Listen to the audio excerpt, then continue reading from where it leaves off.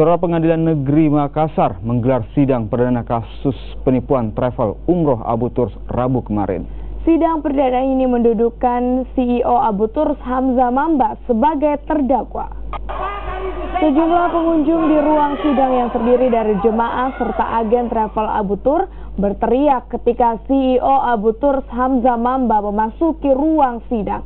Hamzah Mamba didakwa oleh jaksa penuntut umum melakukan tindakan pencucian uang, penipuan, serta penggelapan yang merugikan sekitar 90.000 jemaah di seluruh Indonesia dengan kerugian mencapai lebih dari 1 triliun rupiah. Sementara itu, saat ini aset Abu Turs yang telah disita oleh penyidik kepolisian mencapai 250 miliar rupiah yang terdiri dari barang bergerak dan tidak bergerak. Sidang kasus Abu Turs akan dilanjutkan kembali pekan depan.